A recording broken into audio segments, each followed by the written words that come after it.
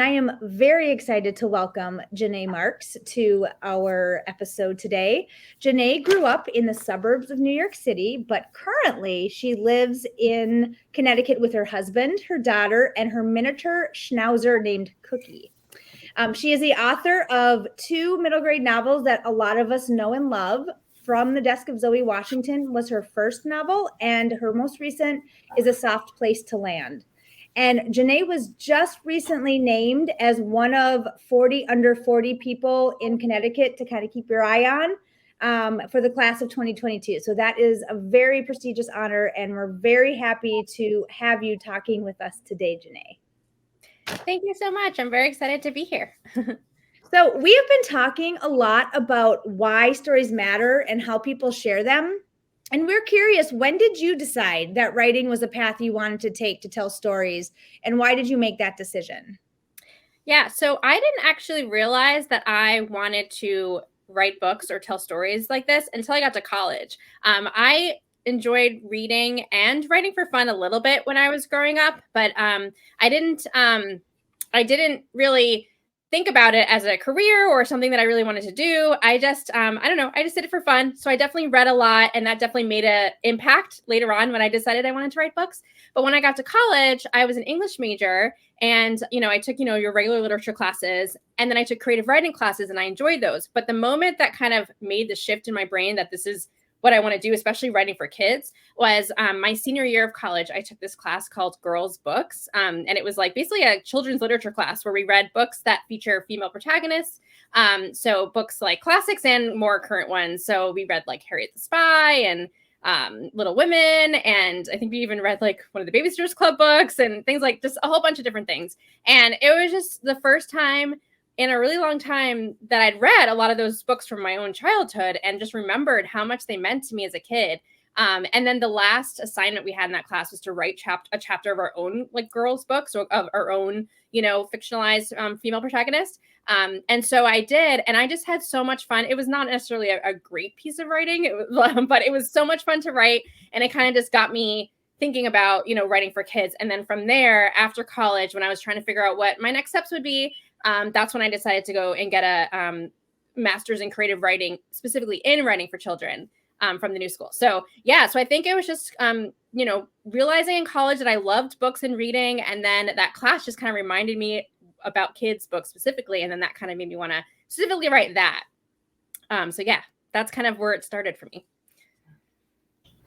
Can you talk about what inspired you to write your first book, From the Desk of Zoe Washington?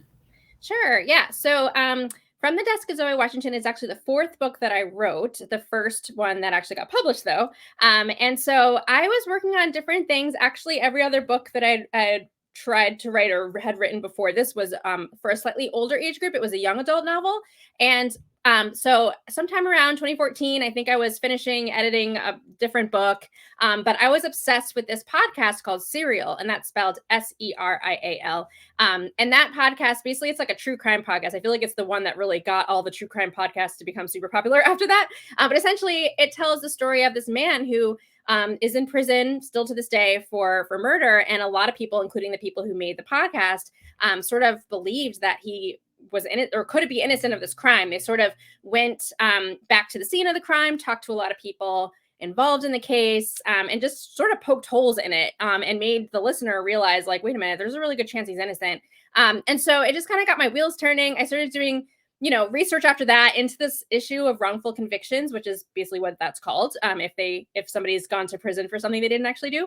And that kind of just got me thinking, I actually thought at first that Zoe would be a teenager. So my mind was like, oh, because my mind immediately went to, what is it like for kids of somebody in this position, because a lot of the podcasts and documentaries don't always show that side. So that was kind of where my mind went. And then because I was writing young adult books up until this point, I started to think about, a 16-year-old character, in the midst of all this. But as I was started, outlining and drafting the book, I sent it to a critique partner who said, you know what, I think this sounds more middle grade. And I think it was because I, from the beginning, knew it was going to be more of also like a very much a father-daughter story in a way, in the first chapter, Zoe gets this letter from her dad in prison. And I think just the whole family dynamic storyline like kind of lends itself to middle grade. And then I kind of realized the benefit of lowering her age too, because I could make her a little bit more, make Zoe a little bit more naive about all these things. So she can learn more about it as the book goes on, and then readers can learn more about it as the book goes on. So that was kind of the first idea that I had, the first part of inspiration. And then I also decided to add the baking element because I knew that I wanted there to be, I know the importance of, in books like this, like you want to have like another B plot storyline, something else going on. And I wanted to also just be able to show that she still lives this normal life. It's not only about what's going on with her dad. And so, yeah, I decided to make her a baker because I love watching baking competition shows. I'm obsessed with all of them. And especially the Kids Baking Championship show, which is on the Food Network, and it features competitors. And so I thought it would be really fun to make Zoe a kid like that. So I kind of just like melded all these different pieces of inspiration together and came up with this book. Yeah. I just finished reading A Soft Place to Land, and I wonder if you would tell us, how is your inspiration for your second book different from your inspiration for Zoe Washington? Yeah, it actually was quite different because with Zoe Washington, I was inspired by things that I had listened to or watched or, read about. With A Soft Place to Land, the first point of inspiration was actually more personal.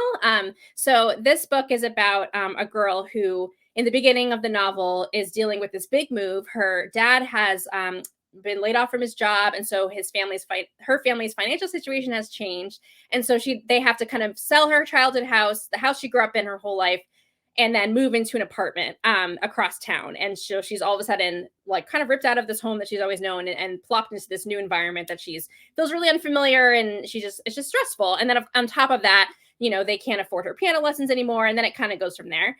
So I had a similar experience when I was slightly older than Zoe. I was actually in high school, but different circumstances. In my case, my parents just were getting separated. And so, but there was like a financial situation going on as well. And we ended up having to sell the house that I grew up in, all 16 years of my life. And then my mom and I moved into an apartment across town. So again, went to the same school, had the same friends, but was in this totally new home that was very jarring and definitely impacted the way that, the rest of that school year went for me and the next school year. And just in terms of my mood, obviously it's tough to handle those kind of changes at home.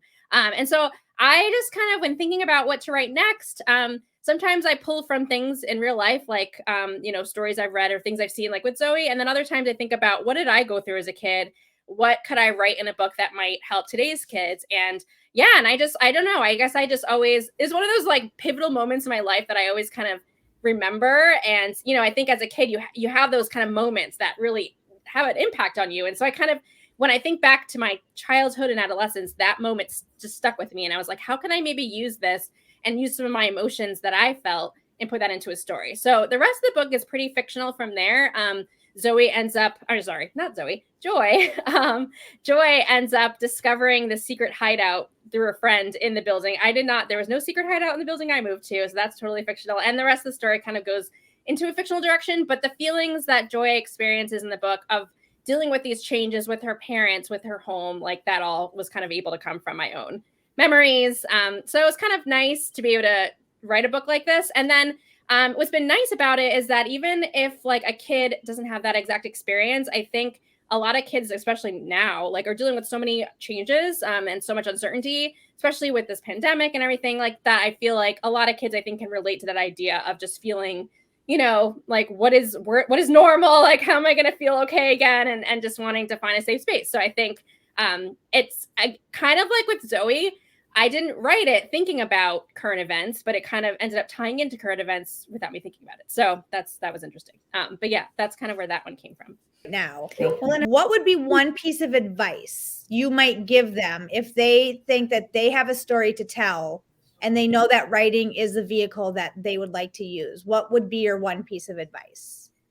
I would say just start writing anything in any format that feels the most comfortable to you. I know the idea of writing a novel or a full, like huge, long thing can feel overwhelming and daunting. So don't necessarily feel like you have to write that. You can write, if you have something you want to share, you can write it. Some people get their start in writing poems or in fan fiction even. Like you can take your ideas and maybe put them into a story featuring characters that already exist, so you don't have to feel stressed about coming up with new characters. Or write a letter or write journals entries. I don't know, just writing, just get started in any way that feels comfortable, and you can always work your way up to like longer form things.